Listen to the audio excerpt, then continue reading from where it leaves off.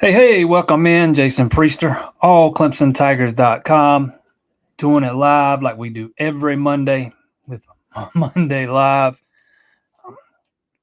For any of you that don't already know, I'm going to be flying kind of blind here tonight. I'm going to try to talk baseball, basketball, having not seen either of the baseball games over the weekend and not one lick of the basketball game. I at least tried to keep up with a little bit of the baseball. Didn't do that with basketball. Had some other things going on. But we will muddle through, and I will rely on your eyeballs to tell me what you saw. You know, it's hard to do deep dives when all you got is a box score. It looked like the pitching was okay for the most part. Actually, looked like Tristan Smith was really good. I actually gave him my ACC Pitcher of the Week vote this week, based off the competition and then strikeouts and just I know he only pitched 5 innings, but those are 5 solid innings, 9 strikeouts. He's been really good so far this year. I thought, I didn't see any of them just going off the box scores. I guess Canuck was a little bit up and down yesterday. Marshall came up big over the weekend. I thought Darden looked like he came up big again over the weekend. I saw a lot of comments about the broadcast on Saturday. You're not going to get great broadcasts most of the time when you're doing. I know the ACC network is going to catch a lot of hell, but I don't know how much of that is their fault. They're using the setup that's on hand there as Segra. So I don't know how much is actually on the ACC network as opposed to how much is on Segra. There's some shared responsibilities there, and having been to Segra a couple of times, it is not set up very well for television productions, Riemann productions, whatever you want to call it. Clemson also has a decommitment over the weekend. 2025 offensive lineman Jalen Beckley decommitted Friday night. So I've seen a lot of stuff about, you can tell the people that don't really follow recruiting and or don't follow it very closely, man. I saw so many comments about how somebody bought him. Nobody bought this kid, man. This had nothing to do with NIL. It had nothing to do with anything like that. Nothing shady. The kid pulled the trigger before he was ready. Probably, he never told me. I talked back and forth with him a lot Friday night. Never mentioned anything about, wanting to stay close to home. He's from in Texas. But I kind of got that vibe. I'll bet almost anything he ends up probably playing closer to home. And nothing to do with him being scared of competition or scared of who Clemson might land later on in this class along the offensive line. And nothing to do with coaches pushing him out. This was his decision alone. He got caught up in the emotions of a visit. It happens. He's the kid that committed on the spot in the middle of Dabo Swinney's speech.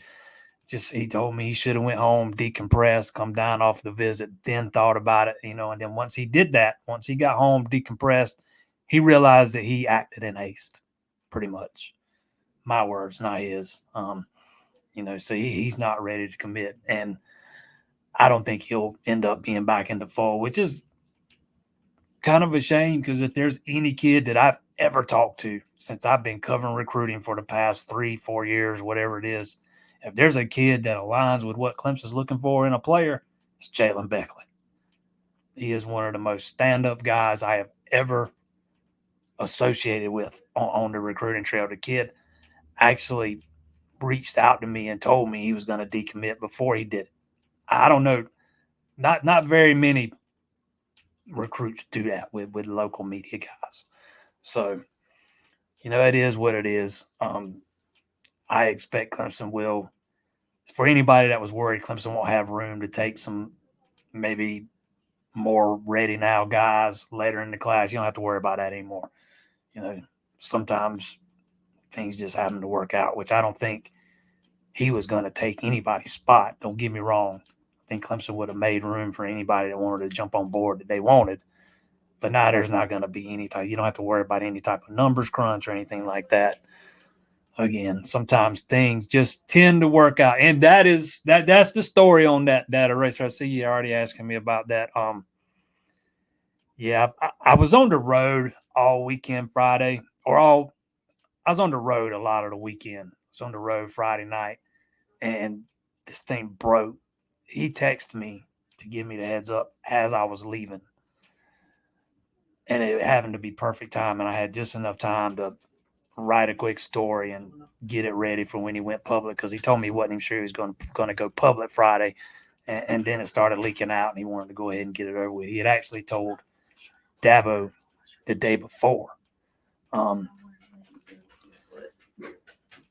after I got situated and after I talked back and forth with him for a little while, I kind of laid it out there on the forum about what went into it, and there's really nothing else to see here other than that. It's just he got caught up in the emotion and did something he probably wasn't ready to do.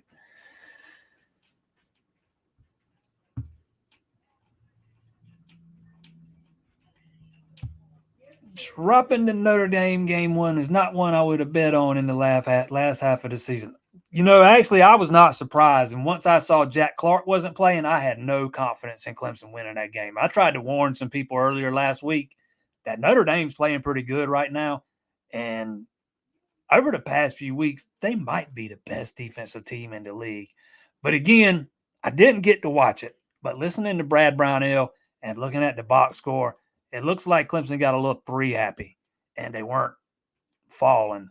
And the more they didn't fall, the more they heaved them up. That's not the recipe, man.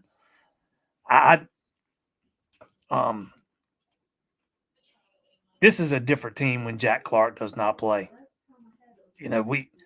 I myself said earlier in the year that I thought Jacob Hinderlatter was the missing piece. I don't think that anymore. I think Jack Clark was the missing piece. I get it. He's not scoring 10, 11, 12 points a game, but man, he is locking down one of the 2 best players on the opposing team. Clemson is 14-4 when Jack Clark plays, 6-5 when he doesn't. They're 9-1 when he starts, 11-8 when he doesn't start. He is the difference on that team right now. He can just take one of the opposing team's best players and take them out of the game usually. And he's a monster on the boards, man. He's just that critical to the things that are the intangibles. Still just a quad 2 loss. Got a little bit of help with Wake Forest losing, so you still control your own destiny. Looks like that.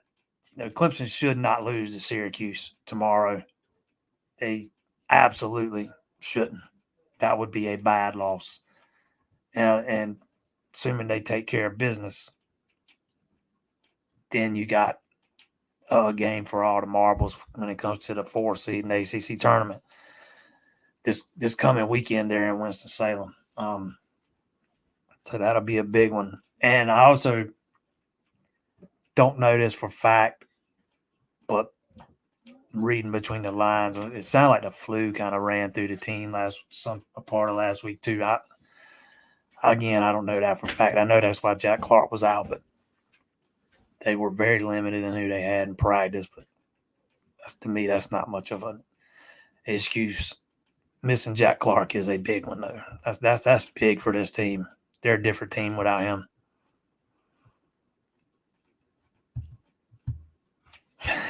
The broadcast quality of baseball is a joke on Saturday. Yeah, again, I don't know how much of that's on the ACC network. I really don't. I'm not saying that to let them off the hook. I really don't know how much of that's on them. I know it's not a typical ACC network or ACC network extra broadcast where, like say in Doug Kingsmore Stadium, Clemson's kind of responsible for the production quality you get at a baseball game. Same thing with South Carolina on the SEC Network Plus. they're kind of responsible for their home games, and you have to kind of go with what you got when you get to those neutral site games. And I can absolutely say for 100% certain, I've seen some of the stuff there at Sagres not set up for the highest level of production quality.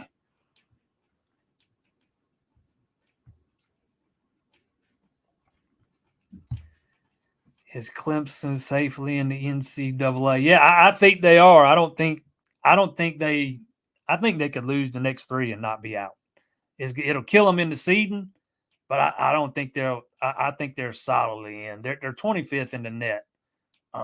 They dropped from 22 to 25, unless that changed today, which I doubt it did. I looked yesterday morning. But yeah, they're solidly in and probably a 5 seed right now. But I think they could go 8-3 and still be in.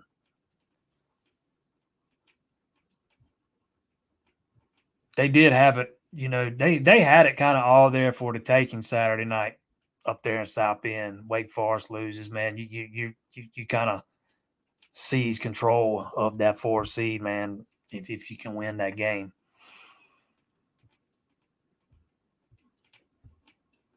And it's not the first time we've saw Clemson struggle shoot from the perimeter. Usually it's at home, though.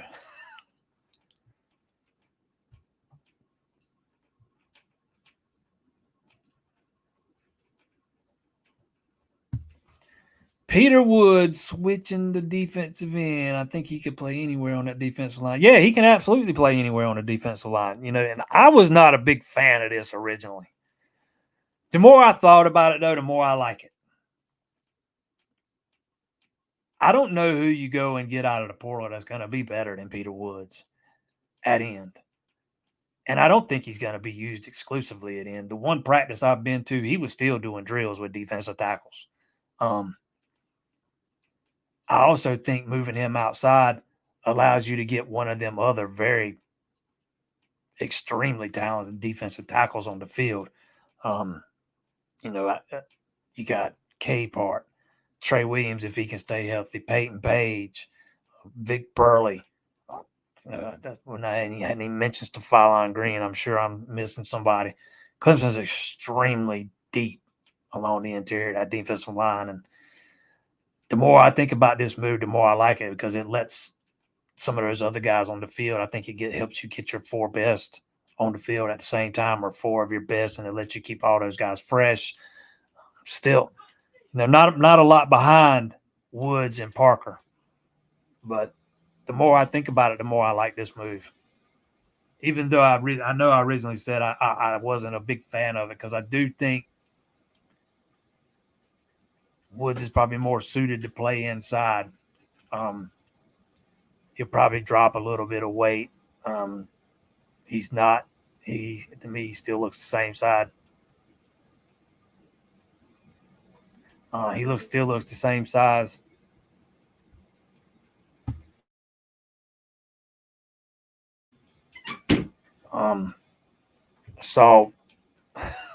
Saw some stuff on Twitter about him being 290. That's not really what Dabo said the other day. He just said something like, "Can you imagine Peter Woods at 290?"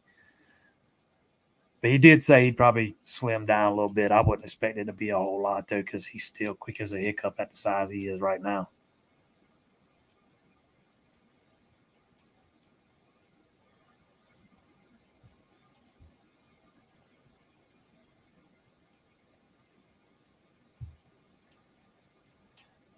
Recruits that are going to visit Clemson for March Junior Day. Yeah, I'll put together a list sometime later this week.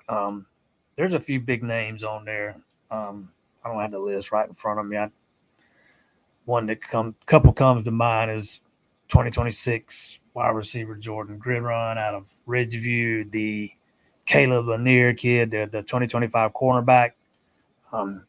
He'll be making his first visit that day. Yeah, I'm gonna put together a list one day this week, and the closer we get, I'll run it. But I don't have all those names right in front of me, man. I'm telling you, I've had a heck of a weekend. I didn't even already have much time to prep for this thing tonight. I'm kind of flying by the seat of my pants here, so apologies. I haven't even been home today for very long. But I will put a list together, and it'll be on the site probably Thursday or Friday.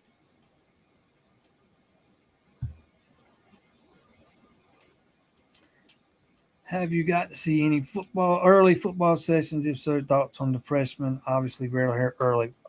Media has been allowed into 3 sessions: last Wednesday, last Friday, and then again today.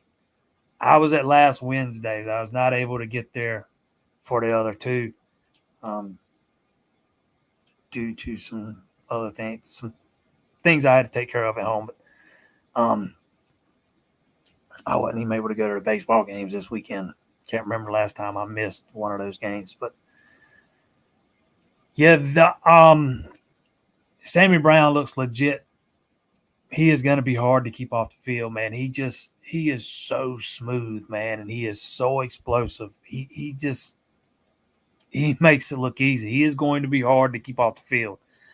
It'll probably just be depending on how much he soaks up, and he's got a very high football IQ, so I wouldn't worry too much about that. Bryant Wesco looks like he's put on a little bit of weight. Still needs to put on some more.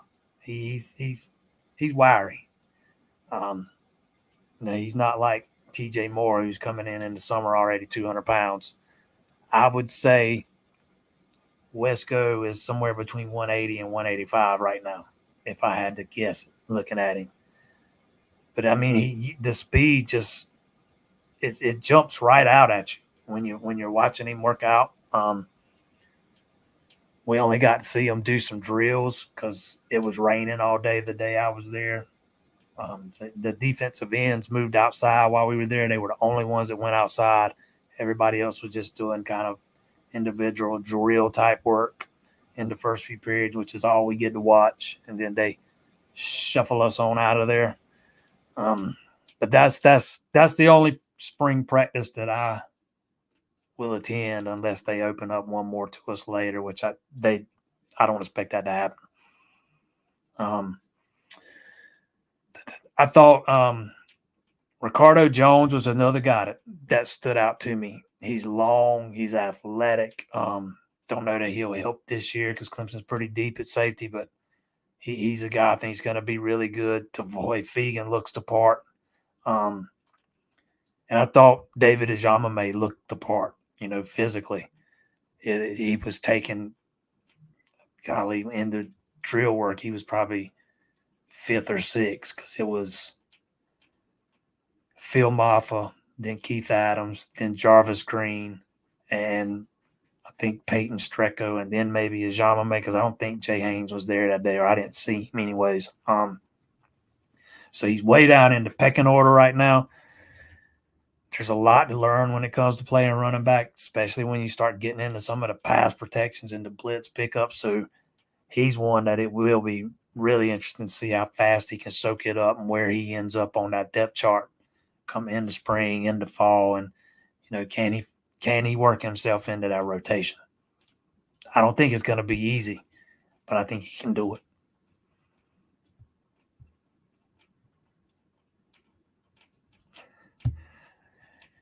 Kaysen, I thought about you when I saw that clip.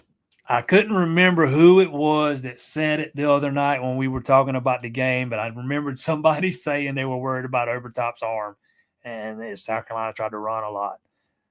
Again, I only saw the clip, so it was the only one I saw, but Kaysen saying he was wrong about Obertop catching. His delivery seems slow in person, but his arm makes up for it. He didn't do too bad this weekend. Good to hear. Good to hear. Again, I only saw the clip. And he on to strike him out, throw him out, and he had that guy dead to rights.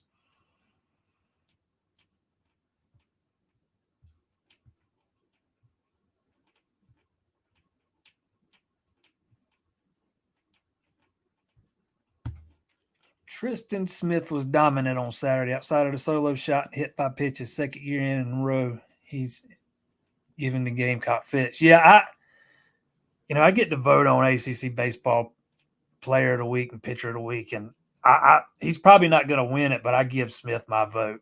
He didn't have the best numbers of all the pitchers that were nominated, but I kind of went by who they played against, and he by far played against the toughest competition of any of the other guys that were nominated. There were some other guys that definitely had better numbers, but I like to factor in who they're playing this early in the season, and he got my vote. He's been really good so far this year, man. Really good.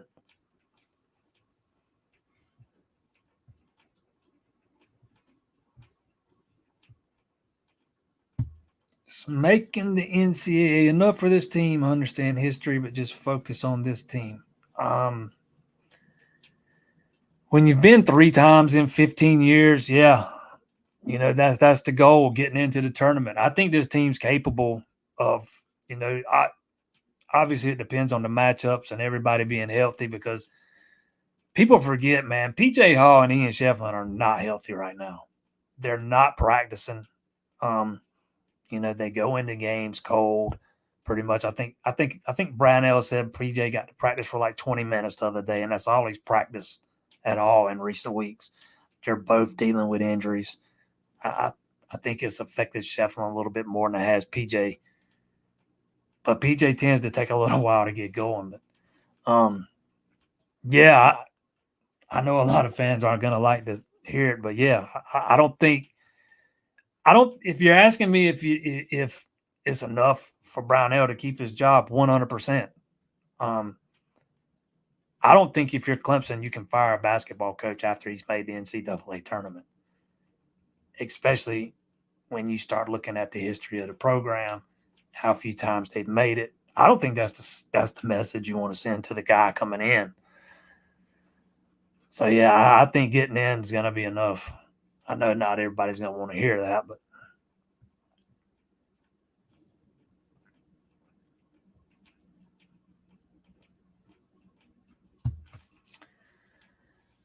wonder if giving Woods the defensive end alternate is also a psych strategy for some of the others, especially Patterson.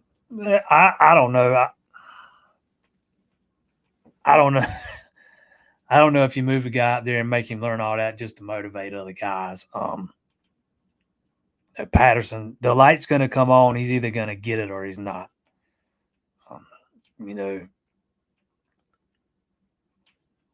When you look at a guy like Denoff, at least he's giving max effort every day in practice. You don't hear the same thing about Patterson all the time. And again, I want to add in on Patterson because I don't think a lot of people realize he was hurt a lot of the year last year. And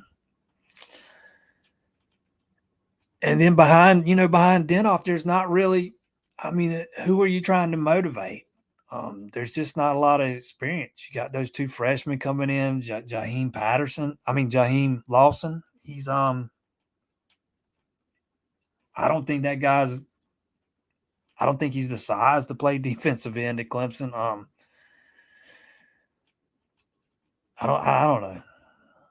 That I have a hard time buying that one. I think they moved him out there because they knew they needed to.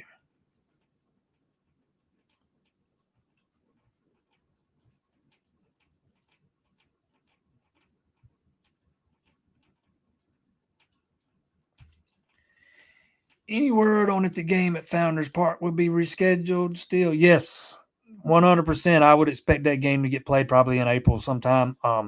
South Carolina's not good. I know I've seen a lot of chatter on Twitter from fans and stuff about how South Carolina probably won't make an effort to make it up. They're going to want that gate. They're going to want that gate. It's a home game. They're not going to want to lose that. So, yeah, I would fully expect it to be made up.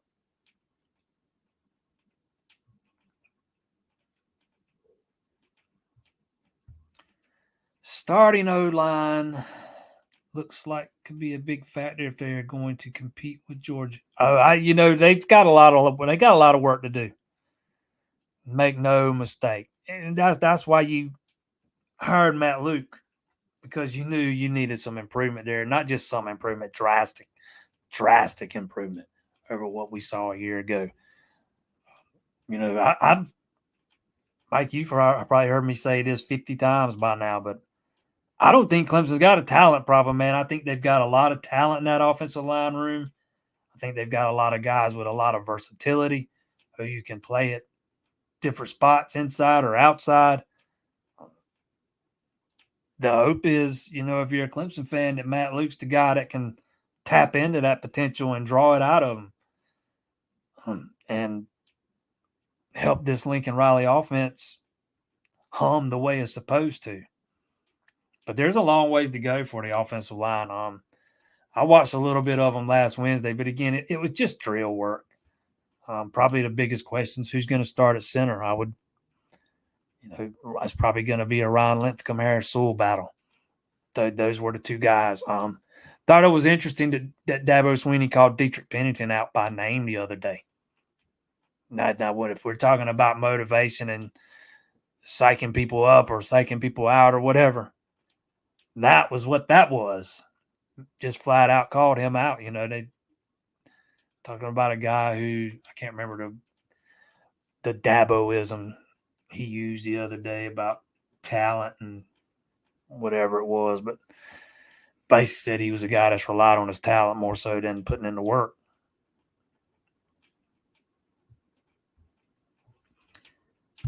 Do you think about the second team linebackers? D. Creighton looks like a different dude, man.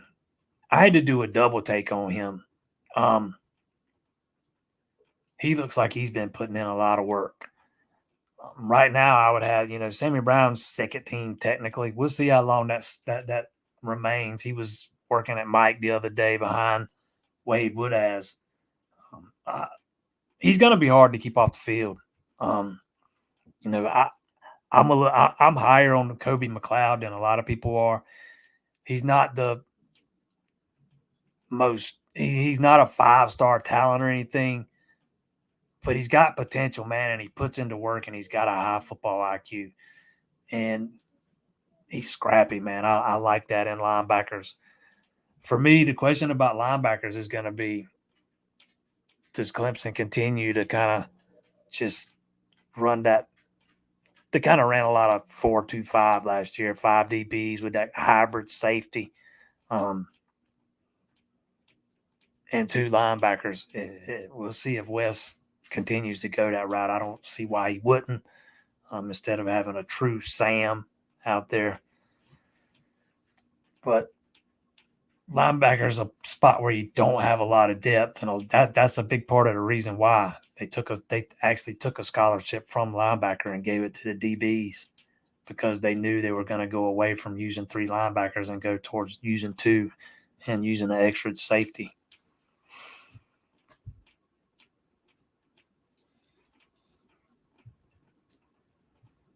Any scrimmages coming up? Yeah, hold on a minute. I can answer that for you right quick. Like, I got the schedule right here. Can't really remember it. I haven't looked at it in a few days.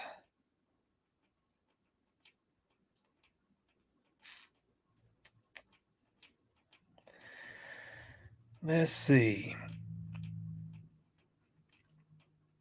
First scrimmage is Wednesday, March 13th.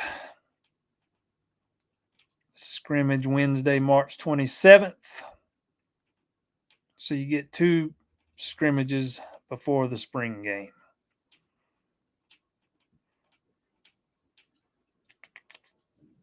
You'll probably hear from Cade Klubnik tonight after practice. And then Wednesday we'll hear from Dabo again.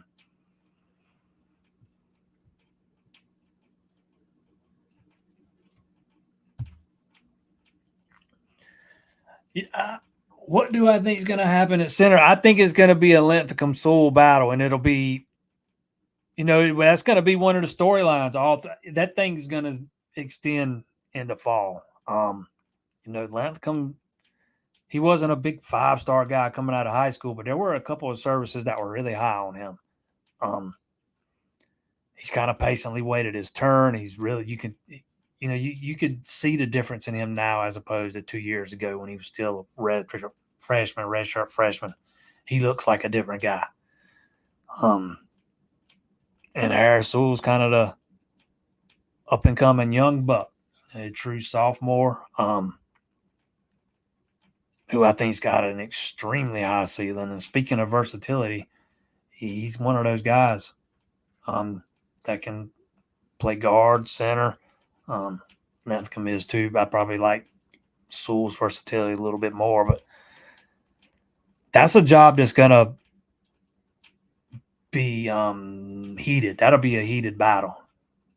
If I had to give somebody the leg up, I'd probably go with Linthicum just based off one thing, and that is you have to go back a long ways to find the last time Clemson started an underclassman as center. That is a spot where Dabo Swinney likes to have an older, more mature guy.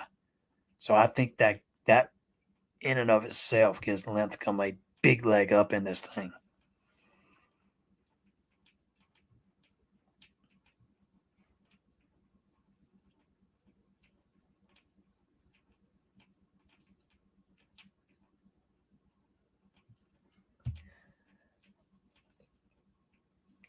Reason why we aren't stealing more bases. Yeah, I thought Clemson be a little bit more aggressive on the base pass than they have been. That might be something I ask Eric about next time I talk to him, because he was asked about this after the Xavier series, and he kind of talked about how they didn't need to, be aggressive, and they didn't, Xavier's catcher's arm, and he was really good throwing guys out, and he was. That guy's got a cannon on his shoulder. Maybe they felt like the only thing I can, come up with is maybe they feel like they haven't had to yet in some spots. I don't know how good South Carolina's catcher is. Maybe they didn't want to test him. I don't know. We still got a pretty small sample size here, but they were. If you go back to the first 3 weeks of last season, they were much more aggressive on the base pass. They also weren't hitting as well as they are right now. They're hitting the ball really well. You got 1, 2, 3, 4, 5, 6 guys hitting over 300 right now. Cam Cantarella's hitting close to 450. Nolan Araki's hitting just under 380. Mathis 367. Chufo 361. Henderleiter 333. Blake Wright's hitting 302.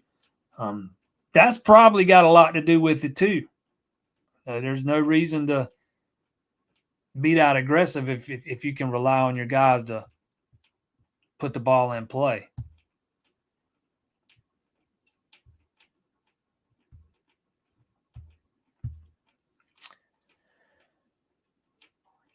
Like the weekend rotation, hopefully Barlow can find his rhythm. I would have liked to seen Barlow pitch at Founders Friday, because I thought he was pretty solid in his first start, and then he got hammered in his second start. So, yeah, I'd have liked to have seen that, seen how he bounced back after what happened against Kennesaw State and that tail whipping they took that night. But I kind of like the rotation too. I just wonder, at some point you just feel like Austin Gordon's going to move into the rotation. I just don't see him being the midweek guy all year long. Maybe they try to make that move next weekend before conference play starts. Looks like they've kind of settled on Matt Marshall as a high leverage relief guy. I was a little surprised they used Gordon in the ninth yesterday, to be honest. Again, I didn't watch it. I was in the car by the time the eighth inning started, so I was kind of keeping up with it on stat broadcast, and Nick Clayton walks a couple guys, and then they bring Marshall, and he only pitches to the one guy, gets the big out, and then they go to Gordon in the ninth. That surprised me a little bit. I figured he'd pitch at some point this weekend, but I didn't know it'd be coming in and getting a save in the ninth inning. So I do kind of feel like they're going to eventually probably move him back over to the weekend at some point. And the question is who you move out. Probably, if I had to guess, it'd probably be Canuck. He'll move to the midweek role, but we'll see how they do that, incorporate that, or if they even do it at all.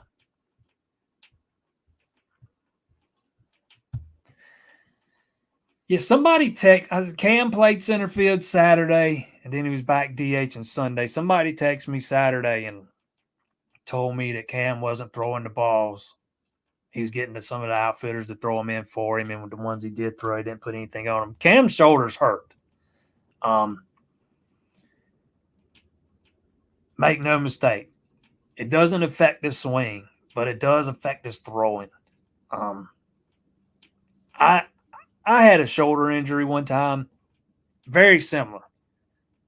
I have it right now, actually. To be honest, I can barely shoot a basketball without it bringing tears to my eyes. Almost can't throw a baseball. I swing a bat, no pain. Um, the hope is that it's gonna, heal up on its own. But he'll probably be banged up the rest of the season.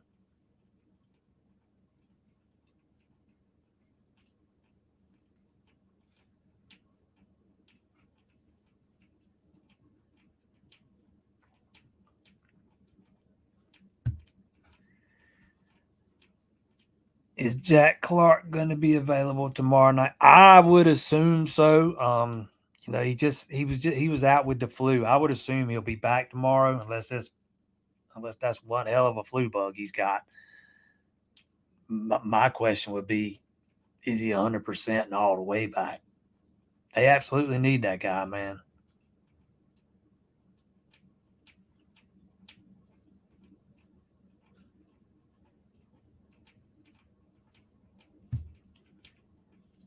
Um, is Brownell the best coach? Yeah, I'm not even getting into that. Not my job, man.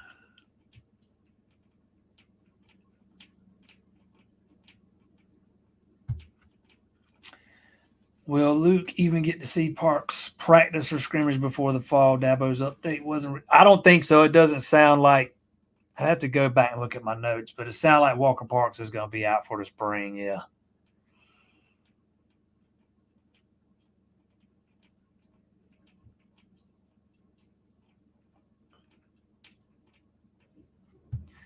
Chufo is just showing off the glove this weekend. Wish I could have seen more of it with the cameras being so bad.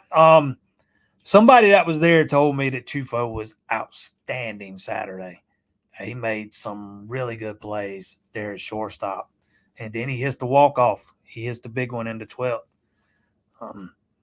Seemed like I think most of Clemson's runs came via the long ball in those two games. Out maybe Canarella's 2-run doubles, the only runs that didn't come via the long ball, if I'm remembering that right. I hope they don't get to a spot where they're just playing like we talked about earlier. They're not trying to steal a lot of bases. I hope they don't start getting to a spot where they're playing station to station, waiting on the home run. It's not really Bakic's style, so I wouldn't expect that to be the case.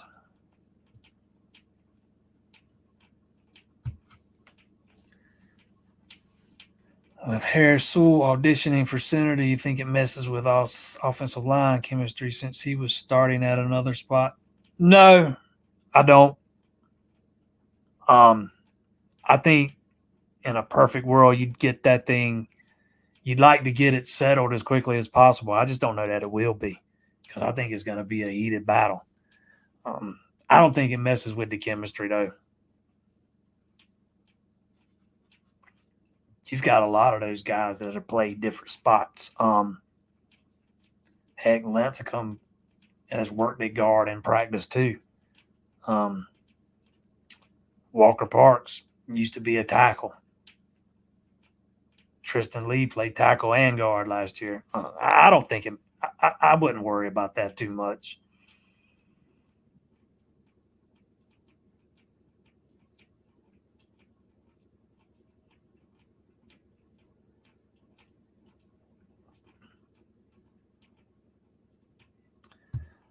You're not going to know about Robert Gunn's confidence until he runs out there in front of 8,000 people.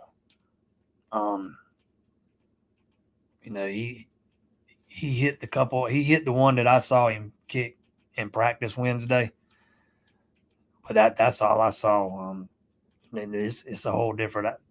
He wasn't very good in practice, and after he lost that job last year, I guess it's a good sign that he's splitting up rights in practice, or at least on the one that I saw. People forget, man, he was one of the best kickers in the country coming out of high school. He just wasn't ready. Some guys aren't. Gotta hope one of those guys are this year. But I don't think you'll know. for sure. If Gunn's confidence is where it needs to be, till they run him out there.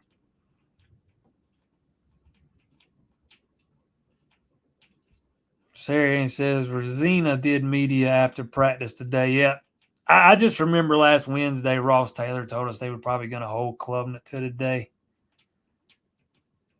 If they ran with Rosina instead of Klubnik, there was probably a reason why. He's probably had something else to do or something.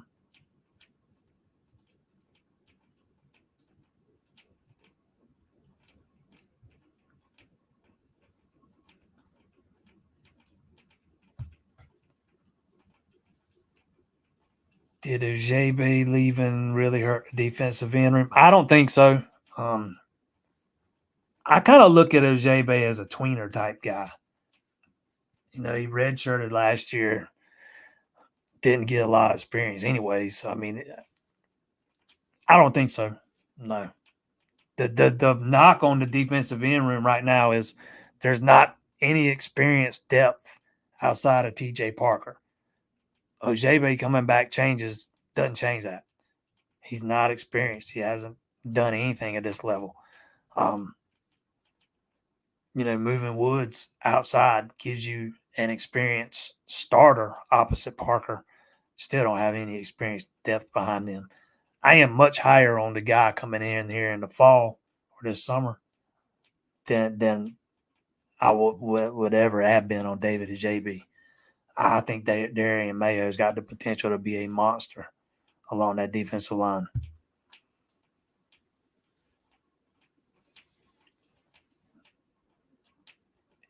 Yeah, I don't think moving Peter Woods outside is a bad idea for his development. No. There's been numerous examples of guys playing inside and outside over the years. Maybe not at Clemson, but at other schools, particularly teams that like to, employ 3-man looks and 4-man looks and kind of mix and match. But no, I don't think it stunts his development in any way. Matter of fact, it might, at the end, depending on what happens, it could help his draft stock and stuff. It could help him more than hurt him, in my opinion. Talent greater than the commitment. That is the Daboism I was looking for.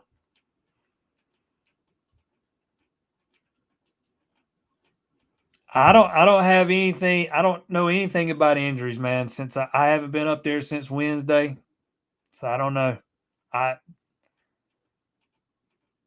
Rando and Stellato was full go at the practice I was at. I didn't hear anything coming out of Friday's practice that said they were hurt, so can't answer that one.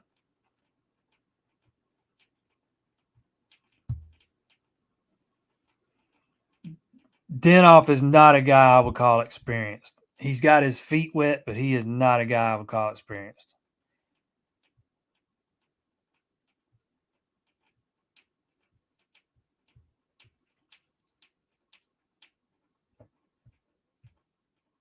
If they were, there's a reason Peter Woods is being moved outside. And there's nobody in there right now that they are confident in and sliding over there and running out there first and being as good as or better than Woods. I touched on it at the top. I was not a big fan of moving Woods outside originally. And the more I thought about it, the more I was starting to like it. I think it lets you get some of those other talented tackles on the field. And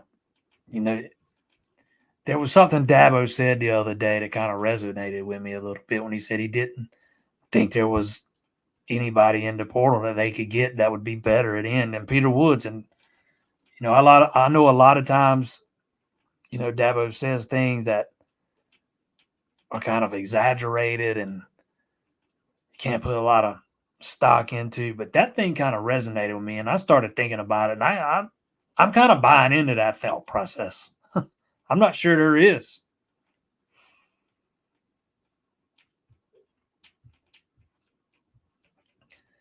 Tiger Tom says invite as many spectators as possible to watch young gun in practice. Yeah,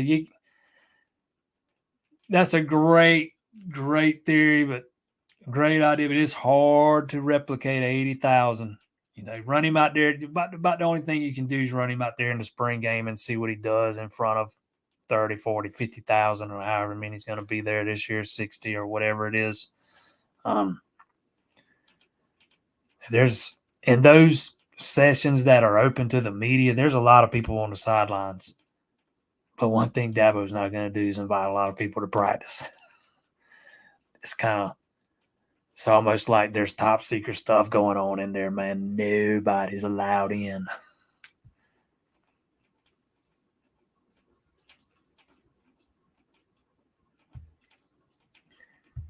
Is Woods a better fit at defensive end than Wilkins was when he moved out to defensive end? You know what? I think Woods might have a little bit more upside than Wilkins did playing in. And we all remember how good Christian Wilkins was outside. Because I think Peter Woods has got a little more speed. I think he is a little bit more developed at this point in his career than Wilkins was going into his sophomore season. So, yeah, I don't know if I would say it's a better fit. But I'll say it like this. I think Woods can give you a little bit more than Wilkins did. And that's saying something, man, because Wilkins was phenomenal out there. Absolutely phenomenal. Don't forget, if you have not hit that like button, please do so. If you have not hit that subscribe button, we would very much appreciate it if you clicked on that thing right now. Click on that bell over there. It would let you know every time we go live. We do this every Monday, 7 o'clock. I'm usually much better prepared for questions than I was tonight. Apologies for not being able to make it to any of the games this weekend or not being able to watch them or anything. I had a family engagement out of town I had to tend to, and I really got freed up this afternoon. I'll be back up Wednesday. I'll be at baseball Wednesday, football Wednesday. Should be back at baseball Friday. That's the plan as of right now. If the 4 seed's on the line this weekend when Clemson travels to Wake, I will be there too. I'm kind of playing that one by ear. I'm not going to go if it's a meaningless game. I'll stay and cover baseball. But if that 4 seed's on the line, if they're playing for the 4 seed, I'm going to go cover that one. So I like it much better when I can add my thoughts to it too and tell you what I saw. Couldn't do that this time, but I still appreciate everybody that tuned in. I can always rely on your eyes.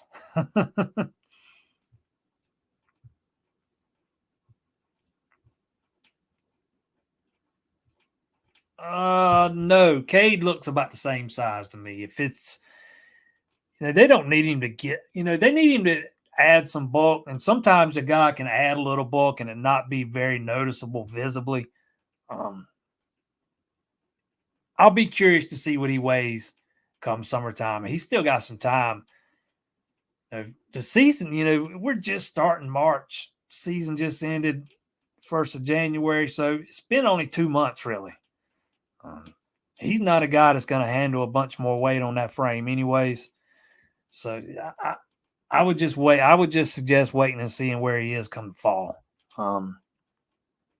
It's been 2 months is a short amount of time to put a whole lot of bulk on for some guys. Not all guys, some guys. Again, I think Bryant Wesco looks like he's already added a little bit, but he still needs to add some more too. But Cade did kind of look the same to me.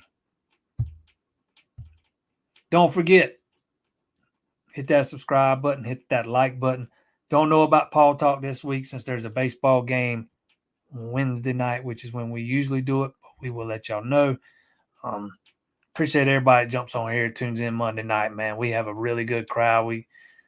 Last year during the off season, the crowds kind of got sparse for a little while, man, but they are holding steady this year, man. So that must mean we're doing something right. But we will be right back here. If we're not here this week for Paul Talk, we'll be right back here Monday.